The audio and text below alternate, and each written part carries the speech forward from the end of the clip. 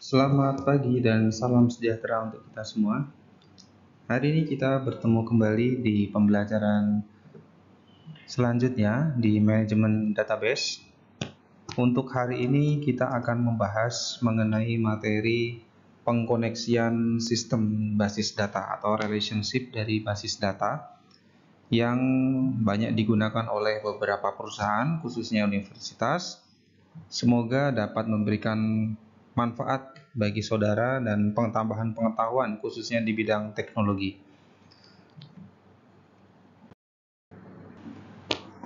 Jadi pada kesempatan kali ini kita akan belajar tentang model data relasional.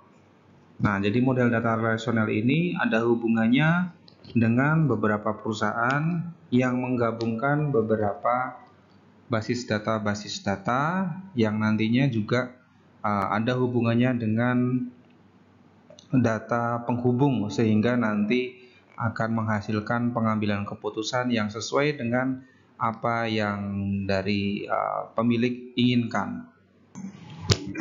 Nah, sesuai dengan tujuan dari instruksional khusus ini, harapan dari kita mempelajari materi hari ini, minimal saudara dapat menjelaskan pengertian data relasional. Ya, jadi ketika ada pertanyaan atau mungkin ada permasalahan yang berhubungan dengan data relasional, saudara paling tidak mengertilah, jadi tidak mengambang ketika mendapatkan informasi tersebut. Nah, selanjutnya saudara juga dapat mengerti atau minimal dapat memberikan penjelasan mengenai keuntungan penggunaan model data relasional ini untuk apa, ya, dan dapat mengetahui bahasa-bahasa yang biasa digunakan ketika data relasional ini dipresentasikan. Sebelumnya kita akan membahas dulu apa yang dimaksud dengan data relasional, ya. Jadi ini ibaratnya masih sama dengan basis data yang kita pelajari di beberapa pertemuan kemarin. Nah, artinya pada model data relasional ini basis data akan disebar atau dipilah ke dalam berbagai ini contohnya dengan dua tabel. Nah, tabel ini adalah penjabaran dari satu tabel yang intinya itu tugasnya sama. Nah, setiap tabel ini disebut sebagai baris data yang untuk lajur mendatar dan untuk yang vertikal kita sebut sebagai kolom. Nah, mungkin di sini saudara belum mendapatkan gambaran ya, bagaimana membayangkan ketika dua tabel ini disebar menjadi dua dan fungsinya untuk apa. Ya, nanti kita akan masuk ke materi itu dan silakan saudara simak baik-baik.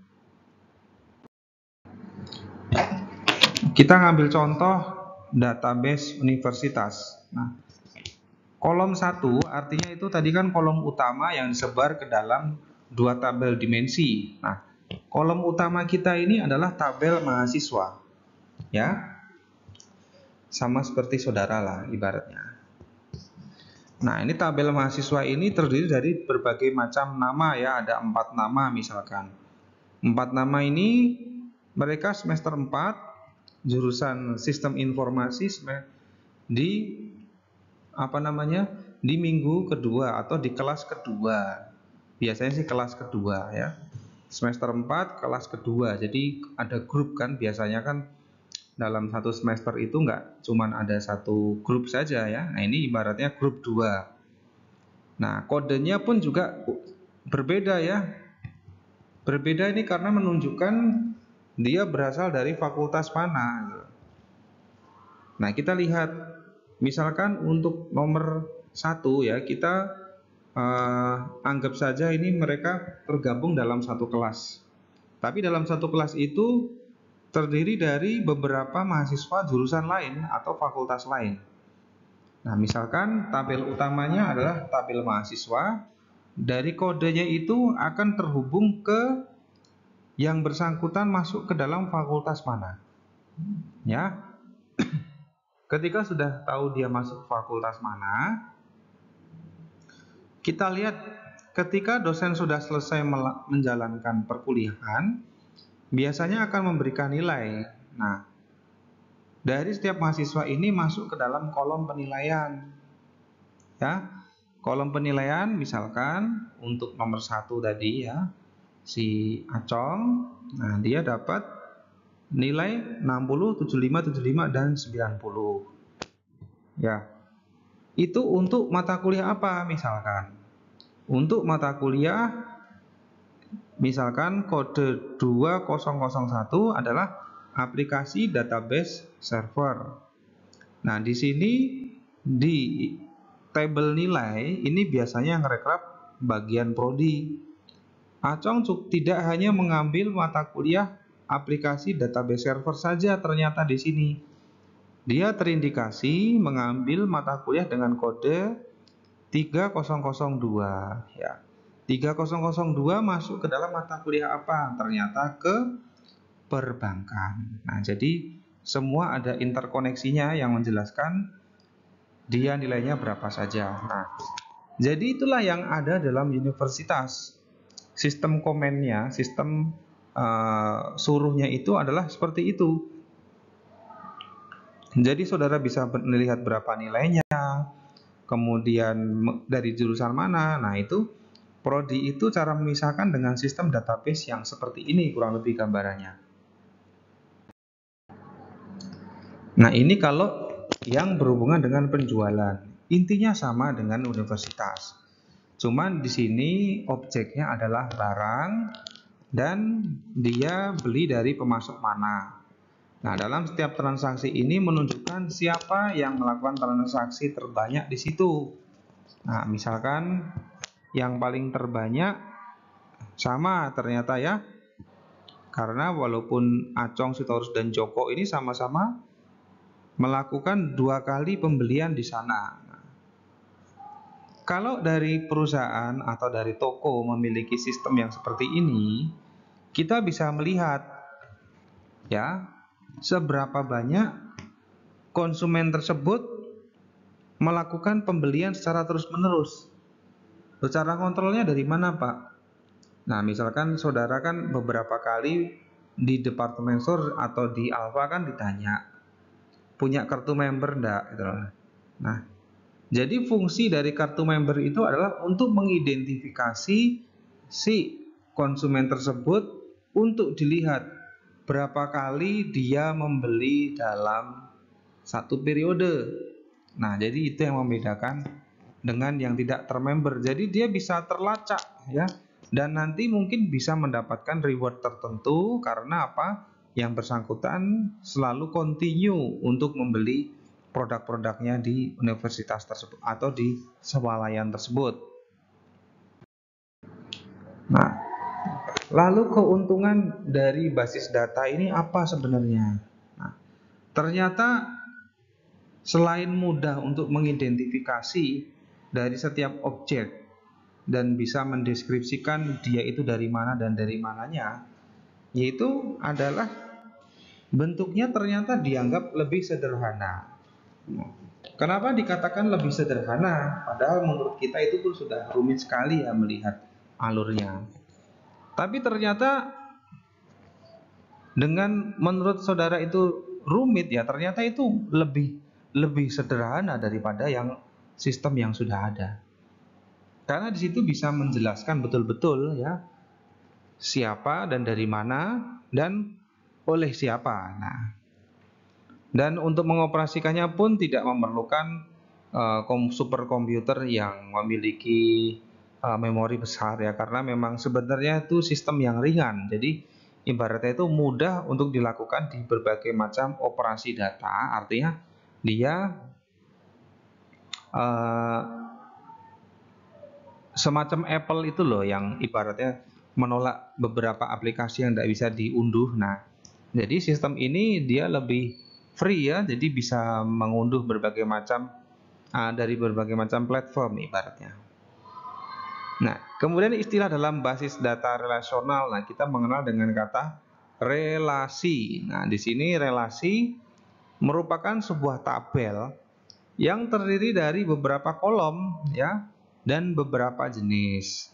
Nah, ya kayak tadi ya yang ada di sebelumnya. Jadi dari beberapa tabel dan beberapa jenis yang menunjukkan adanya hubungan di antara sejumlah entitas yang berasal dari himpunan entitas yang berbeda. Nah, kayak tadi contohnya, tapi nanti kita akan masuk lagi ke slide berikutnya yang menjelaskan dari relasi ini seperti apa. Nah, kita tahu dulu atribut ya. Atribut itu kolom pada sebuah relasi. Ya, jadi kalau sebelumnya relasi itu yang menghubungkan antar tabel, nah, atribut ini merupakan kolom pada sebuah relasi. Setiap entitas pasti memiliki atribut yang mendeskripsikan karakter dari entitas tersebut.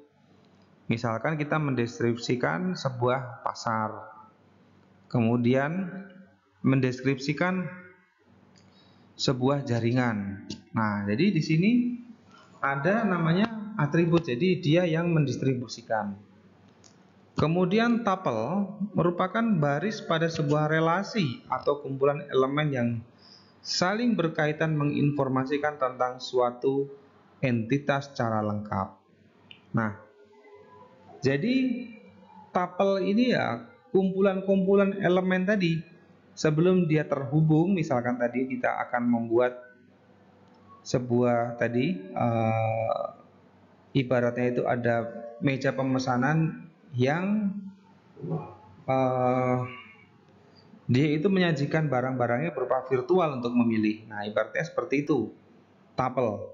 Nah, apakah boleh kita memesan misalkan suatu minuman misalkan, sementara ownernya tidak ada? Itu ibaratnya. Boleh tidak kira-kira? Saya rasa tidak boleh ya. Nah, di sini tuple ini fungsinya dia seperti sebuah toko atau warung yang melakukan pengolahan data ya, dan ketika toko tersebut tutup ya artinya ya tidak ada aktivitas gitu loh.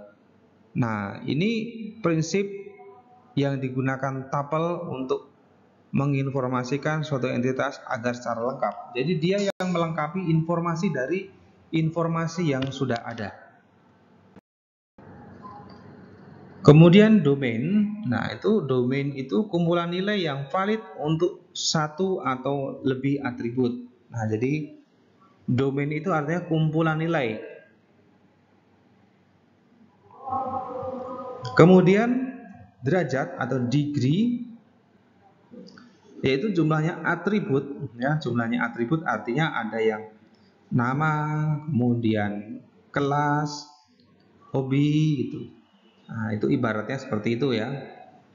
Kemudian cardinality yaitu jumlah tuple dalam sebuah relasi. Nah, nanti kita membahas tuple, silakan dilihat sebelumnya kalau saudara belum paham dengan tuple. Nah, ini gambaran dari berbagai macam jenis-jenis tadi ya. Saudara bisa cocokkan beberapa pengertian tadi dengan gambar kolom ini. Nah, apabila ada yang belum jelas, silahkan tulis di bawah. Belum jelas di seputar yang mana, nanti kita akan jelaskan ulang. Kemudian relational key atau kunci antar hubungan. Nah, super key di sini jadi satu atribut atau kumpulan yang secara unik mengidentifikasi sebuah tuple di dalam relasi.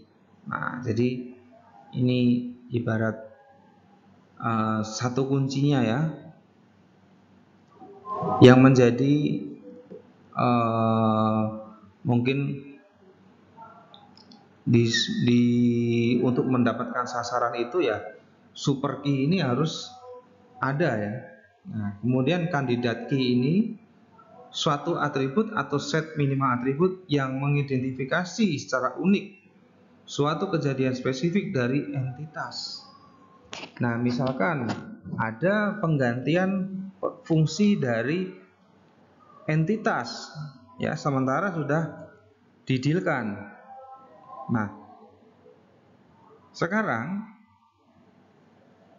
kalau dalam menjalankan ini dilakukan oleh orang yang tidak mengerti pemrograman, kira-kira jalan nggak? Ibarat saya kasih seseorang yang tidak bisa naik sepeda, yang seharusnya dengan sepeda itu bisa mengantarkan dari satu tempat ke tempat yang lainnya dengan gratis, sementara baru belum bisa. Kira-kira engineer tersebut mampu tidak dalam menjalankan pekerjaannya. Nah, itu kunci keberhasilan dari pengoperasional basis data ini adalah kita bisa mengoperasionalkan. Intinya gitu. Kita tahu bahasa-bahasa tadi ya, tapi kita tidak bisa mengoperasionalkan ya tidak bisa juga ya. Kemudian primary key selanjutnya. Primary key ini merupakan satu atribut atau set minimal atribut yang tidak punya kunci dari penggantinya. Nah, itu ibarat kalau saudara masuk ke sebuah komputer ya, ditanya primary key-nya mana. Nah, itu adalah kunci yang tidak ada cadangannya, jadi yang bisa hanya itu saja. Jadi itu adalah bentuk pengamanan dari akses masuk ke dalam sistem. Nah, kalau alternative key itu kandidat key yang tidak dipakai atau yang tidak dipilih. Nah, jadi dia sebagai kunci cadangan saja. Jadi bukan berdasarkan siapa dan di mana, tapi ini bagaimana menggabungkan dari berbagai macam kata kunci di relational basis data tadi menjadi sebuah hasil akhir yang sesuai dengan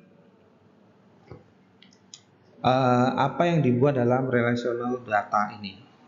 Nah, kita lanjutkan untuk menggambarkan gambar di seperti yang sudah lihat. Ya, ini contoh basis datanya. Ya, di sini ada primary key-nya, yaitu adalah nomor induknya. Alternative key ini yang mendampingi primary key, tapi lebih spesifik disebutkan sebagai nama. Nah, kandidat key ini ya, semua data ini kita anggap sebagai kandidat key yang menghubungkan atau yang menjadi cadangan ibaratnya. Nah, ini gambarannya tadi kan masih bingung apa itu primary key, apa itu alternative key. Nah, ini gambaran nyatanya. Kemudian relational integrity rules, yaitu yang pertama null ya, atau nilai suatu atribut yang tidak dipengaruhi oleh objek yang lain sehingga tidak melakukan apa yang harus mereka lakukan ibaratnya. Yaitu dengan apa? Bisa dengan dilakukan pemrosesan pembersihan dan bisa juga menggunakan jasa pihak ketiga. Kemudian kita lompat di referential integrity, yaitu suatu domain yang dapat dipakai sebagai kunci primer bila merupakan atribut tunggal pada domain yang bersangkutan itu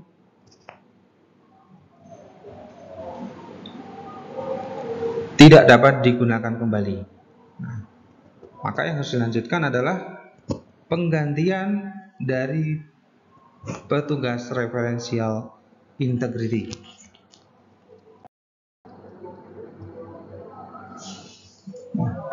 Kita lanjut pada bahasa pada basis data relasional, yaitu yang pertama adalah bahasa query ya. Nah, bahasa query ini dalam menjelaskan ada kita bagi menjadi bahasa normal yang menjelaskan dari simbol-simbol matematis ke dalam sebuah kata-kata. Kemudian contoh aljabar relasional ya. Bahasa query prosedural itu pemakai menspesifikasikan data apa yang dibutuhkan dan bagaimana untuk mendapatkannya. Lalu Ada kalkulus relasional, yaitu masih dengan bahasa yang sama, jadi menjelaskan tentang tuple dan domain. Nah, kita lihat yang selanjutnya.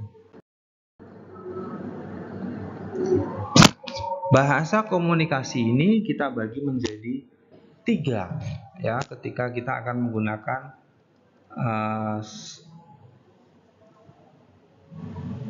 pengertian yang lain.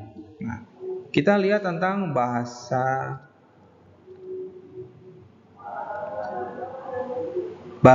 komersial dari database system. Nah, jadi ini saudara pelajari nanti ya di teknik informatika mengenai apa itu QL, ya, query of language. Nah, kemudian QBA, qubit, query by embedded.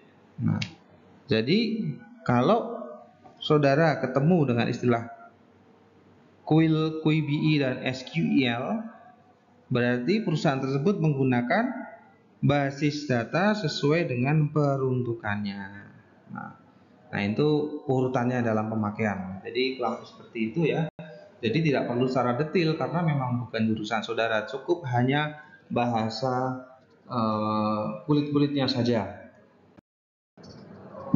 Nah, jika ingin mencari yang lebih tentang informasi ini, jadi saudara bisa itu kalau masih ada tanda birunya artinya siap, artinya sudah selesai. Jadi kita ketemu lagi nanti minggu depan ya. Semoga kita bisa bertemu secara offline. Ya, terima kasih atas kesediaan saudara. Saya yakin masih banyak pertanyaan ya. Jadi silakan boleh disampaikan. Nanti akan mendapatkan poin tambahan bagi saudara. Terima kasih, saya tutup untuk pertemuan hari ini. Sampai bertemu di minggu depan. Saya tutup. Wassalamualaikum warahmatullahi wabarakatuh.